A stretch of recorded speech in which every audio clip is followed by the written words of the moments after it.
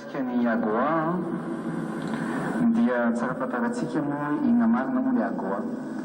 Ny AGOA dia fifanarahana ara-barotra na accord bilatéral sy niavy ny Madagascar sy ny États-Unis d'Amérique, ny Américaine zany. Io fifanarahana ara-barotra io dia ny firenena rotota no mifanaraka. Ny firenena rotota no mifampiraharaha. Ary io resahako tamin'ny ambassadeur-ny Américaine hoe ankehitriny anie Madagascar no mila fanampina, ny mponina malagasy no mila an'izany baolina fanampina avy any amin'ny communauté internationale izany. Fa tsy ny fitondrana tetezamita, tsy ny fitondrana tetezamita mihitsy no mila an'izany reconnaissance izany na hoe mila an'le fanampina, fa nangataka amin'izy ireo tokony mba ho jerevany akaiky. Satria fifanarahana nataon'ny firenena rototo io, fifanarahana nataon'ny Amerikanina sy ny Madagascar, ka amiko antsy tokony atao karazana chantage politique. Satria efa nataontsika edo ny alaolana rehetrarehetra.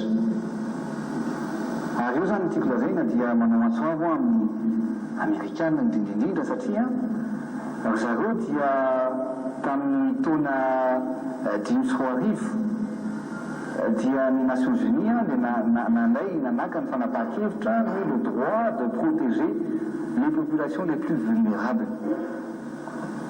Tokony mba ho jerevany zareo akaiky satria tsy mahasoa any zareo anie. Mahasoa an'iza moa raha ohatra ka betsaka ny olona tsy anasy na ho very asa eto amin'ity firenena ity. Voalohany.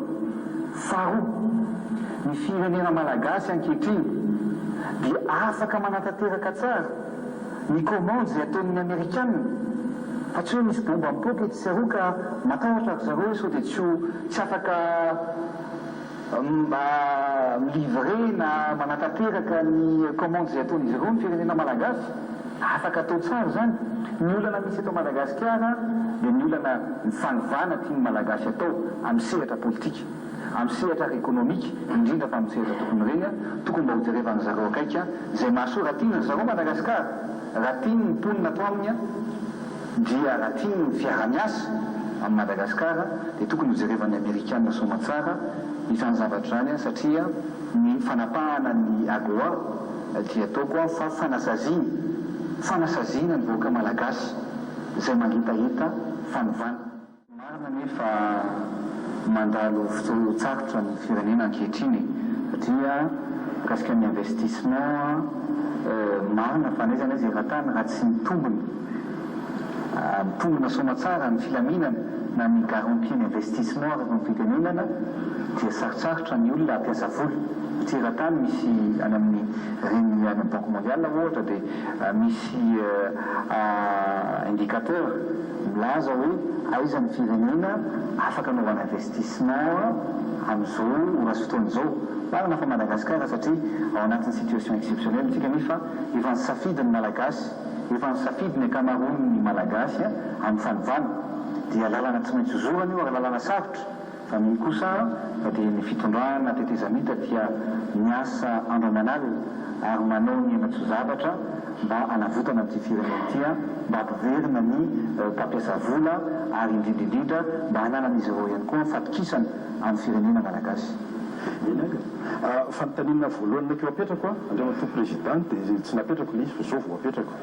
Mieritreritra zany ka rehefa alohan'ny fionatsika zao dia sao dia tsokady ary ngarajoel fa tena mafy be le crise politique sy ny sisa. Dia apetrako aminao ilay izy tsy mitsokady zany ianao raha niresaka rehetra teo. Ny tenako raha mbola hoe anasoa sy jery izay asoa an'ity firenena sy tanindrazana ity misy ny mbola mafy n'izao fa efa natrehany. Ary raha mbola misy ny mafy kokoa izao dia mbola vonina hiatrika sy hiroso amin'izany tenanay.